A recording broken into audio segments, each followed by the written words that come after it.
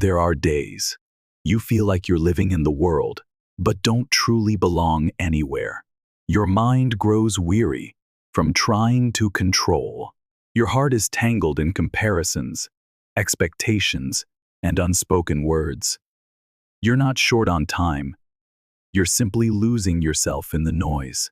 This video doesn't promise to answer every question, but it might be the place where you pause to take a deep breath and listen again to the voice within, from stillness to letting go, from silence to inner freedom. This is a journey back to yourself, not through cold reason, but through a quiet, steady heart. If you're ready to pause, then the real journey is just beginning. Serenity, the gateway to all possibilities. Have you ever seen someone who remains calm in the midst of chaos, as if the storm can't touch them? In a world tangled with confusion, there are still people who walk with steady eyes, speak with a soft voice, and hold a still mind. Have you ever wondered, how do they remain so composed? The answer doesn't lie in their circumstances. It lies within. Seneca once said, "It is not that we have a short time to live, but that we waste much of it."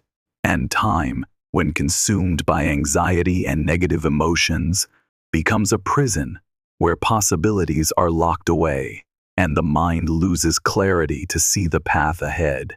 In life, we cannot avoid the unexpected, loss, failure, betrayal, pressure. But what we can control is how we respond. Stoicism teaches, we cannot control the world, but we can always control how we react to it. And at this point, serenity becomes the ultimate weapon. It is not indifference, nor is it avoidance. It is the ability to sit calmly in the storm, observe the waves of emotion rise within, and let them pass without being swept away. Only when we are not carried by emotion can we see things as they truly are, not as our fearful minds imagine them to be. Imagine someone in an emergency. If they panic, they act blindly. But if they stay calm, they can save themselves and others. The story of Captain Sully, who landed a plane on the Hudson River and saved 155 lives, is not just an aviation miracle. It is living proof of a mind trained in composure. When your mind is calm, you'll see most of our worries do not come from reality, but from imagination. They are scenarios that haven't happened, yet they dominate us as if they were already real. So to master life, we must first master the mind. Serenity does not come from escaping the world. It comes from stepping into life with inner strength, so solid that no unexpected collision can knock you down. And when you reach that state, you are not merely living, you are truly free. Because true freedom is not about escaping the world. It is about standing in the midst of it without being swayed. Letting go of control. Liberation begins with acceptance. Have you ever felt exhausted trying to control everything? A perfect plan suddenly collapses. A close friend betrays you. A door that once seemed open slams shut in your face. And in those moments you feel confused, angry, even hopeless, because life didn't go your way. But in that very moment, when you cling tightly to what's beyond your grasp, you are chaining yourself. Marcus Aurelius once wrote, "Our life is what our thoughts make it." This philosophy may seem simple, but it forms the foundation of true inner freedom. We grow up believing that happiness comes from control, controlling our careers, other people, outcomes. But Stoicism teaches the opposite. Freedom doesn't come from control. It comes from acceptance. Acceptance of what's beyond your reach, and focusing entirely on the one thing you can truly control, yourself. Imagine you're sailing at sea. You can't control the waves, but you can learn to steer the sail. You can ride the wind, shift direction, and keep your hands steady on the wheel. Only when you let go of the idea of controlling the ocean can you truly begin to steer the ship of your life. Likewise, when a relationship ends, you cannot force someone to love you again, but you can learn to let go, to heal, and move on. When an opportunity slips away, you cannot change the past, but you can learn from it and prepare for what's next. That is a shift in mindset from someone trying to control life to someone mastering themselves. But letting go takes courage, because letting go means facing your fears, facing the fear of loss, facing the truth that we are not all-powerful. And from that humility, inner strength begins to rise. Acceptance is not surrender. It is the highest form of awareness. It is when you say, I can't control the wind, but I can learn to adjust my sails. And you'll realize, the less you try to control, the more peace you'll find. When you stop fighting what isn't yours to carry, your mind is freed. You gain more energy to invest in what truly matters. Letting go at the right moment doesn't make you weak, it makes you strong. Because you are no longer dragged by the external, but walking forward, led by your inner will.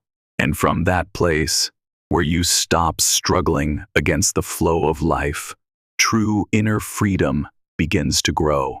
Taking off the mask of expectations, freedom is not in others' eyes. There's a quiet kind of exhaustion few dare to speak about. We live our lives under the shadow of others. We learn to smile at the right moments, choose jobs that others admire, chase after what society defines as success, money, status, curated photos, and praise. But at night, in the silence, have you ever felt hollow? Because you're living a life that isn't yours.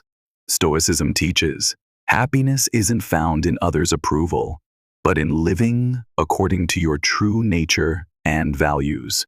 To live truthfully, the first step is this: take off the mask of expectations.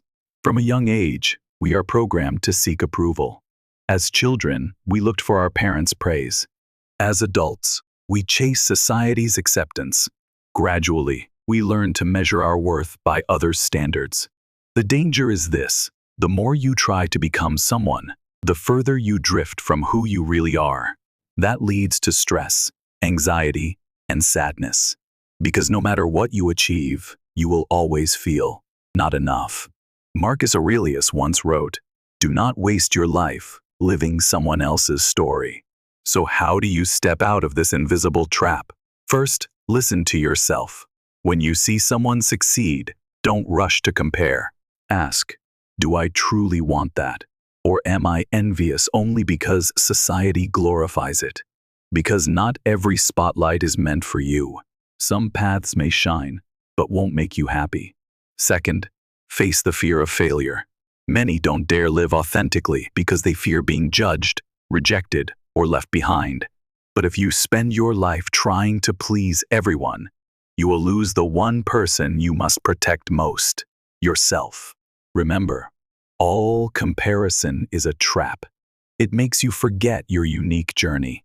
A seed can never bloom if it keeps looking at the garden next door. When you stop racing, stop impressing, you'll finally hear that inner voice. Who am I? What do I truly want? Am I living or just surviving under expectations? That's where inner freedom begins. When you stop seeking validation from outside, when you choose to live your life quietly, firmly, with awareness, that's when you lay down the burden of becoming someone and start living as yourself, original, humble, and resilient. Freedom isn't in others' eyes. It lives in your heart when you're brave enough to be real, whether or not anyone sees it. Letting go of the need to control when releasing is how you truly hold onto yourself. Have you ever stayed up all night because of a message that went unanswered? Have you ever tried to fix a relationship that was already falling apart, only to realize the other person had let go long ago? Or have you ever poured your heart into a plan, a hope, only to watch it collapse before your eyes, powerless to stop it? If so, then you understand the helplessness of trying to control what was never yours to begin with. And it's in those moments, when you cling tightly to what's beyond your reach, that your mind becomes frantic, your emotions spiral, and your inner world begins to fade. Stoicism doesn't promise a life without turbulence, but it does offer a core principle. Clearly distinguish what is within your control and what is not. Epictetus once said, "Freedom and happiness begin the moment you understand that some things are within your control and some things are not." This is a simple yet profound reminder. You cannot control other people's thoughts. You cannot control the weather, the economy, illness, or the unexpected turns of life. You cannot rewrite the past, nor guarantee the future will unfold the way you hope. And if you keep trying to control these things, you will exhaust yourself, drained by endless tension, fatigue, and anxiety. You become like a captain steering a ship in a storm, refusing to accept that some winds are beyond your power. So what is within your control? The answer is quiet but powerful. Your response, your emotions, your attitude, your awareness, and how you choose to act in the face of what happens. These are the only things you truly own. And only when you focus on them do you begin to taste freedom. Imagine someone standing in the middle of a storm. He cannot stop the rain, but he can build a shelter. He can sit quietly, observe, and wait for the storm to pass. That is what it means to master your emotions. Not yelling, not blaming, but understanding there are things you must allow to happen without letting them destroy your peace. Letting go does not mean giving up. Letting go means having the courage to choose peace over resistance. We grow up in a society that glorifies control, effort, and keeping things in hand. But Stoicism teaches the opposite. When you let go, you become strong. When you accept, you become free. Releasing the desire to control doesn't weaken you. It frees your mind from what doesn't deserve your energy. You stop reliving the past. You stop fearing the future. You simply live the present. Awake enough to see what's yours and what isn't. And that is the first step to emotional mastery, to easing anxiety, regaining clarity, and ultimately, finding true inner freedom. Silence, the secret doorway to inner freedom. Imagine a crowded room. Everyone is talking. Everyone wants to be heard. Voices overlapping, each trying to be right, louder, more admired. And in the middle of this noise, there you are, the one who chooses silence. Not out of weakness, not out of fear, but because you've seen the truth. Speaking isn't always the way to lead. Some arguments don't need your victory. Some insults aren't worth a reply. And sometimes, silence is your greatest power to protect your inner peace. In Stoic philosophy, silence isn't just the absence of words. Silence is the refusal to react unconsciously. It is the moment you stop chasing your first emotion. It's the pause where you turn inward and listen before responding to the world. Marcus Aurelius once wrote, "If you are disturbed by anything external, the pain is not due to the thing itself, but to your estimate of it. And this you have the power to revoke at any moment." Think back to the last time you were insulted. Did you reply immediately? Did you let emotion dictate your action? And later, did you regret it? You're not alone.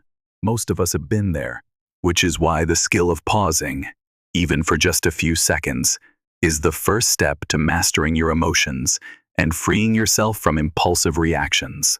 Silence is not escape. It is the moment awareness opens, the moment you step outside the storm of emotions and observe yourself from stillness.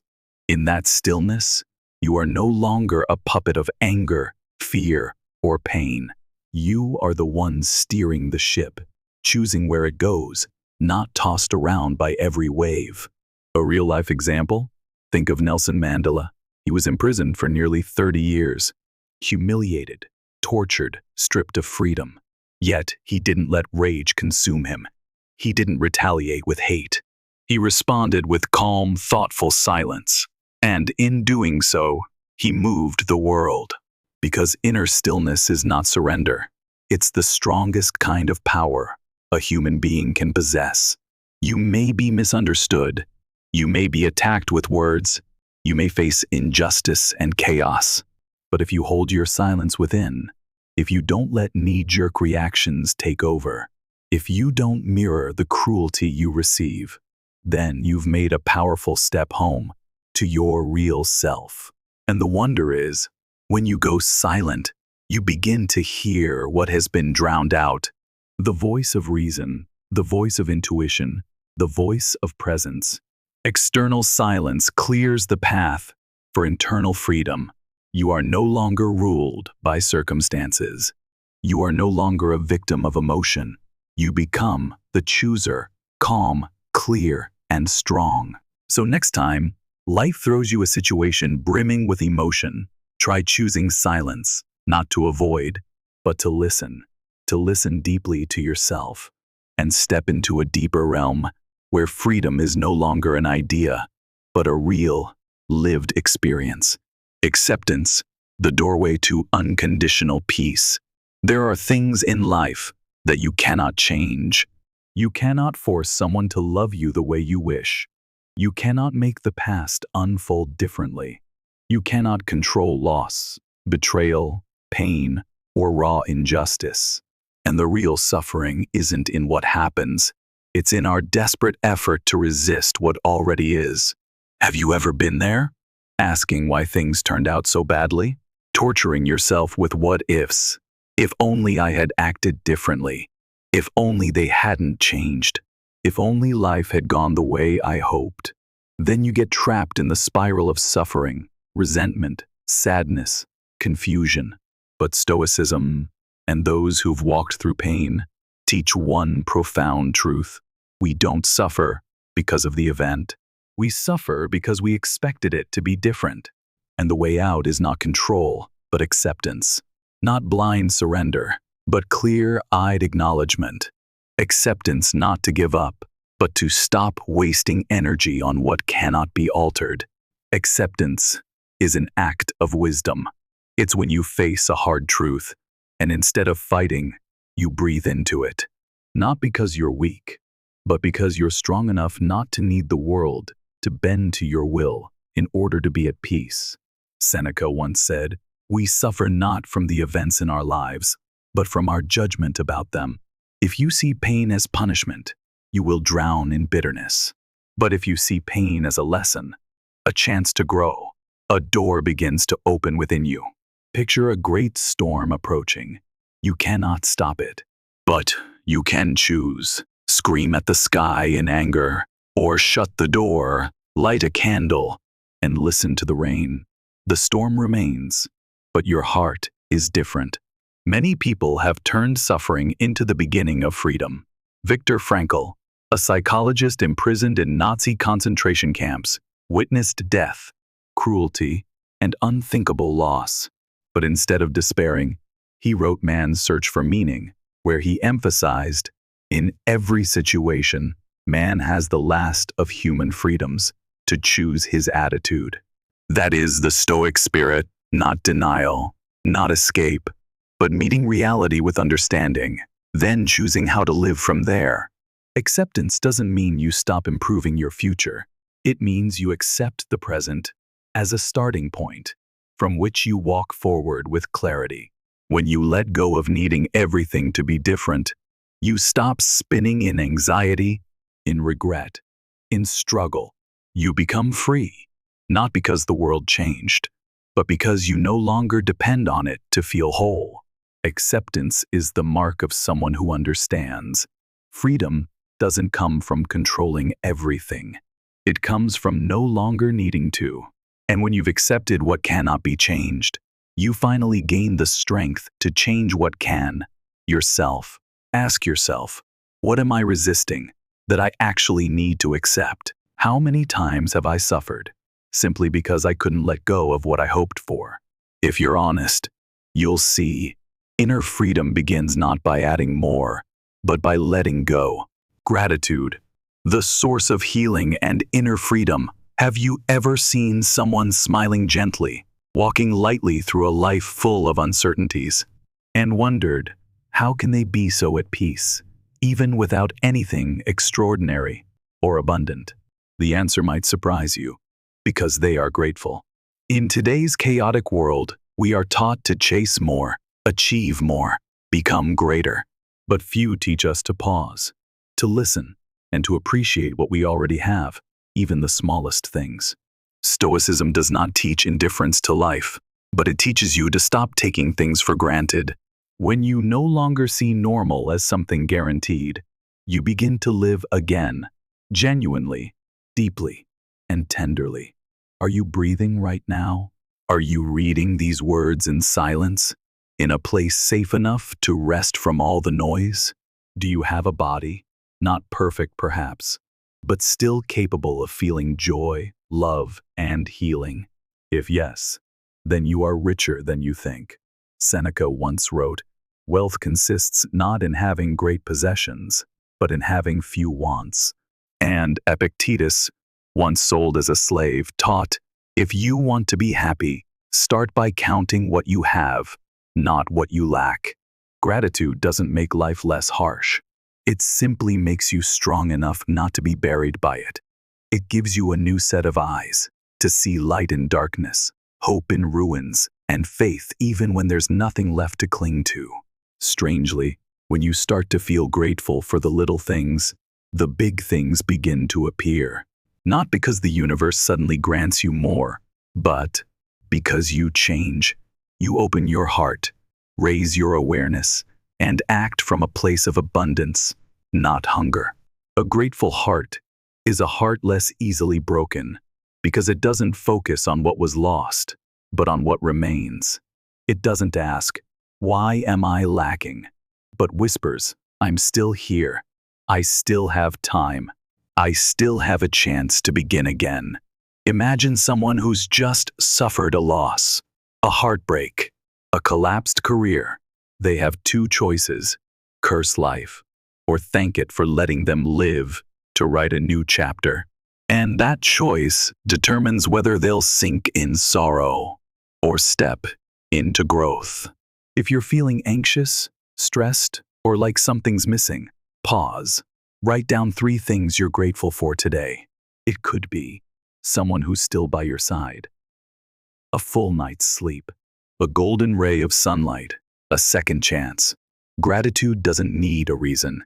It only needs a heart willing to listen. And when you practice gratitude every day, you're planting the most important seed in your life, the seed of inner freedom. Because those who are grateful are no longer tied to external conditions to feel whole. They carry light within them, and no storm can put it out. So, where can you begin? Begin with awakening to what you already have. Begin by saying thank you, even if it's just to yourself. And begin by understanding this. Gratitude not only helps you live deeper, it rescues you from the suffering you create. Stillness, where truth appears and the soul comes home.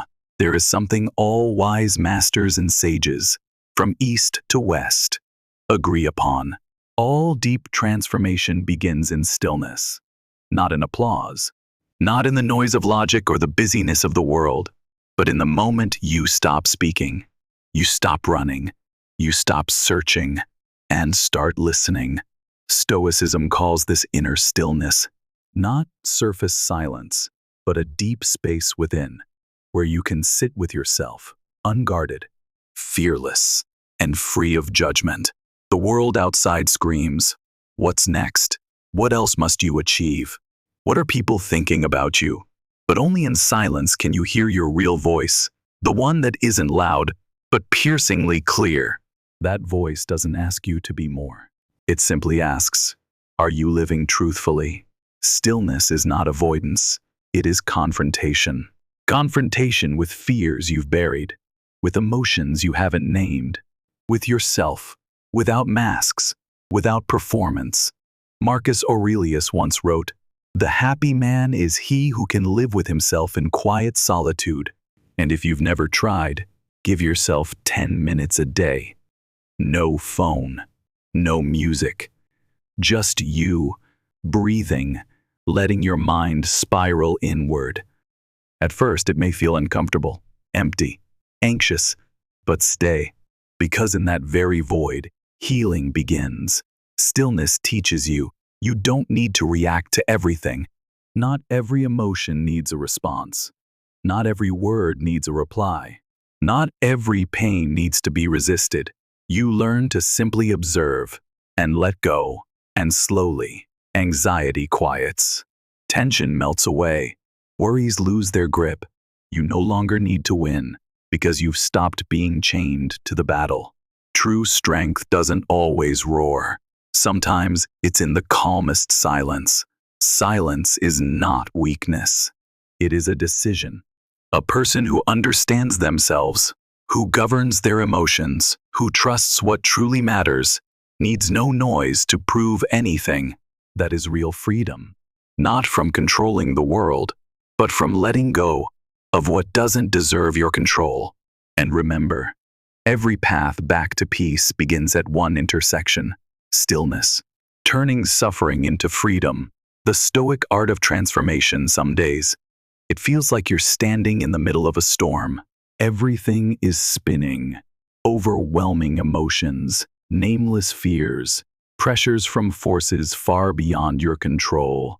And you ask yourself, why am I so tired when all I'm trying to do is live well? But perhaps the problem isn't in what's happening. It's in how you respond to it. Stoicism doesn't promise an easy life. On the contrary, it begins with a hard truth. Life is harsh. Suffering is inevitable. But in the face of pain, the Stoic doesn't run, they transform. Marcus Aurelius wrote, "The impediment to action advances action.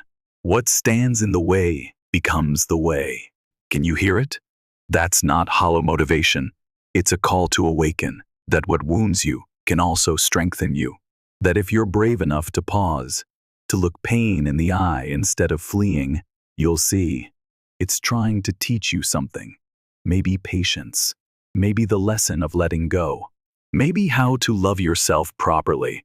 Someone who has lost everything, if calm enough, will realize this. When there's nothing left to cling to, you discover who you truly are.